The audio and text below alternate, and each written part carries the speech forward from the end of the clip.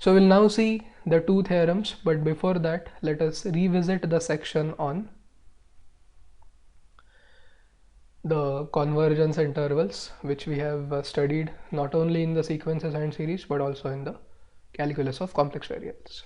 Okay, so to establish the two theorems that we are going to study right now, first let us see this theorem. Okay, this theorem is about the interval of convergence of a power series.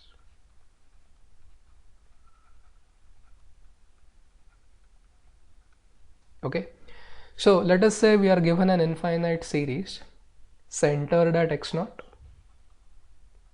and the coefficients denoted by an. Okay, so it is summation as n runs from 0 to infinity an into x minus x0 to the power n. Okay, so what does the theorem have to say here? The first conclusion is that the given infinite series always converges at the center. Okay, so no matter what coefficients are or what values the coefficients take, x minus x0 is always going to be 0 if we let x to be equal to x0. Okay, so s always converges at x equal to x0 and it actually converges to 0. Conclusion 2.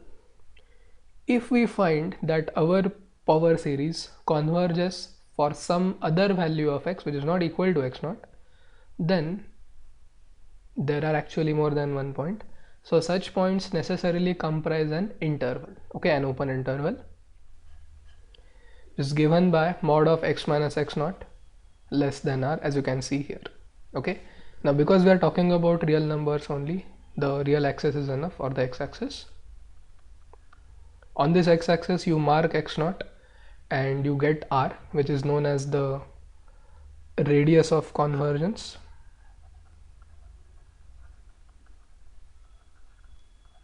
Now the word radius comes from the fact that the same theory applies even to functions of complex variables. Okay, so if we have mod of z minus z0 less than r, we know that in the Argand diagram this represents a circle, okay, centered at z0, radius equal to r, well, the interior of the circle, hence the name radius of convergence. Okay, so this interval is known as the interval of convergence. And how do we determine r, the radius of convergence?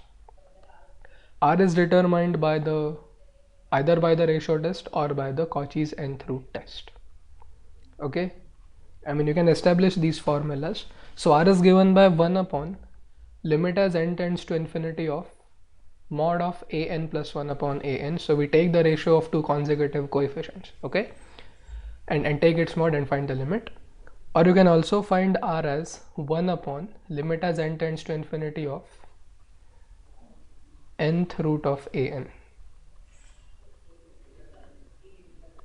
Okay, it's an, sorry, so it is absolute value of nth root of an. Okay, so this is, see, note that we just don't find the limits. Okay, we actually take the reciprocal, and that reciprocal is what the radius of convergence is. Okay, so given that the limits exist and are non-zero, so we will quickly see the three standard cases where we have the radius of convergence to be 0, 1 and infinity. Infinity means the series will converge for all values of x. R0 means it converges only at the center, and that is what we call a useless series. Okay, literally. Example 1, we will consider the geometric series this time. Okay, geometric series with the first term 1 and the common ratio 1. Okay, oh sorry, not 1, common ratio is x, sorry. Okay, so summation n runs from 0 to infinity x to the power n, which will be 1 plus x squared and so on. Okay, so this time we will apply the ratio test. In fact, in all three examples we will apply the ratio test, which is more convenient for the result. Okay, so for all values of n, an is equal to 1, as you can see here. Well, don't get confused between this an and this a0. Okay, this a0 is in the context of the geometric progression. Okay, first term is a0, second term is a naught into r and so on. Okay, and here an's are the coefficients, and you can see that all coefficients are equal to 1. So an plus 1 and an, no matter what n is, will be equal to 1. And if you take the ratio and get the limit, because it is a constant, it will be still equal to the ratio. So r will be equal to 1. And this power series is centered at 0. Okay, so the interval of convergence, if we were to write it for question 1, the interval of convergence I will be mod of x less than 1. Okay, or mod of, I should say, x minus 0 less than. And we already know this, right? For the power series to converge, or the geometric series to converge, the common ratio has to be between minus 1 and 1 as far as the real values are concerned. Okay, let's now talk about a power series whose radius of convergence is infinity, meaning it is defined for, or it converges for all values of x. Okay, summation n goes from 0 to infinity 1 over n factorial into x to the power n. So here an is 1 upon n factorial. Okay, if you expand it, you'll get 1 plus x squared by 2 factorial and so on. And you know that this in fact is the Maclaurin's expansion of e to the power x. Okay, what is r now? The radius of convergence, 1 upon limit as n tends to infinity of an plus 1. See, note that for this series, an plus 1 is going to be 1 over n plus 1 factorial.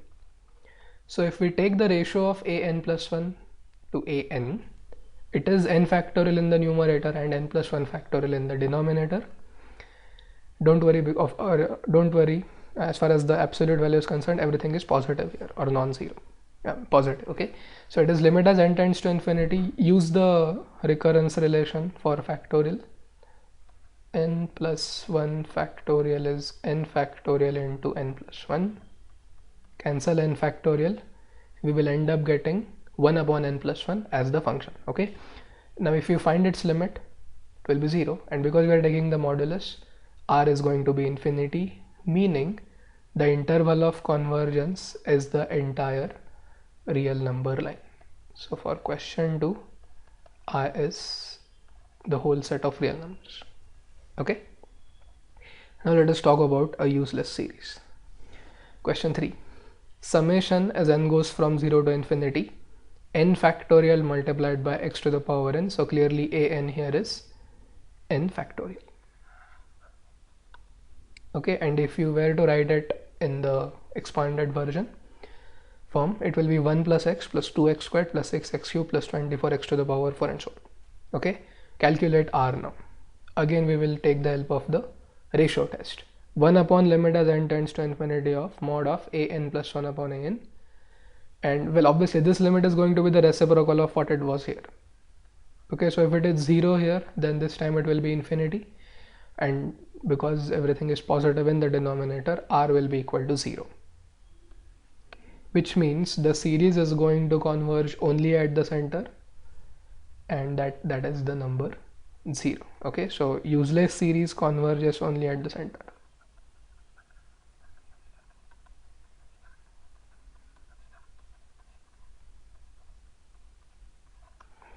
Which is of no use to us.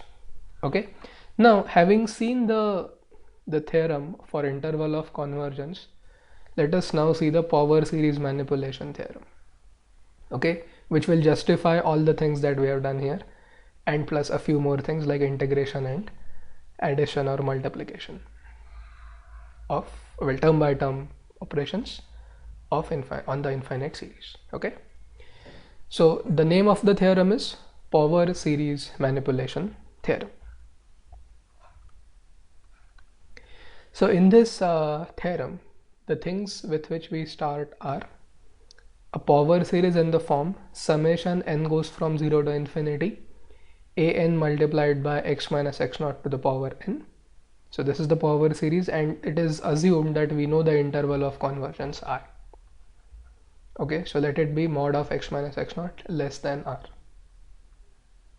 Okay, so if you take any value of x satisfying this inequality, at that point the power series is convergent. Okay, Now, what is the conclusion of the power series manipulation theorem? Well, there are actually three different sections in the conclusion. We will see them one by one. Conclusion number one. The term-wise or term-by-term differentiation and integration may be permissible within the interval of convergence. Okay, so let us now see what this means. If the original power series is given by summation an into x minus x naught to the power n, if we are to find its derivative, okay, its derivative would be given by summation n running from 0 to infinity d by dx of an into x minus x naught to the power n. Okay, so this is the term wise differentiation. So basically here we have reversed the order, reversing the order of the process of differentiation and summation. Okay, our main objective was to find the derivative of the infinite series, so we actually differentiated first and then we took the sum.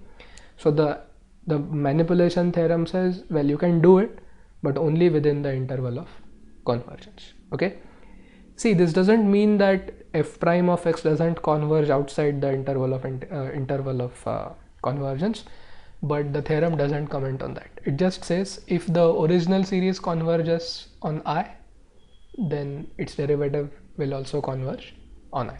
Okay, same applies to the term wise integration. Okay, so if we are finding the definite integral of f of x from a to b, where a and b belong to the interval of convergence of the original power series I, then the integral's value is given by summation n running from 0 to infinity integral from a to b of the summed, okay, an into x minus x naught to the power n with respect to x. So again here we reversed the order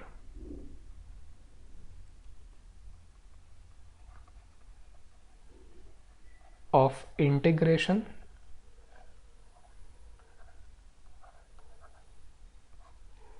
and summation. Okay, so we actually wanted to find the integral of the sum, but we actually integrated term wise and then we took the sum. Again, the theorem says these things, term wise differentiation and integration, are permissible within the interval of convergence. So it guarantees the convergence of the new power series, okay, within the interval of convergence of the original power series.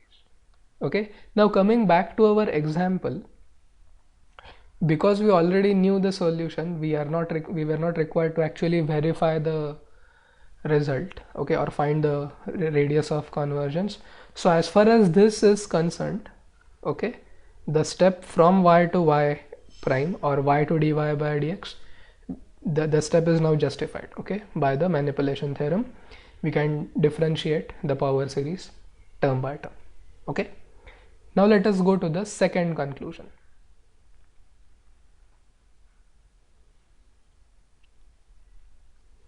Conclusion number 2. Okay, same things are given.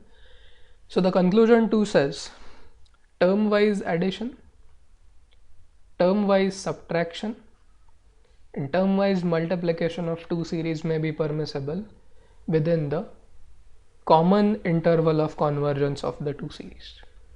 Now here there are two series involved, so let us call the second series as summation n running from 0 to infinity bn multiplied by x minus x naught to the power n with the interval of convergence I prime. Okay, so here what we should note that both the series have the same center.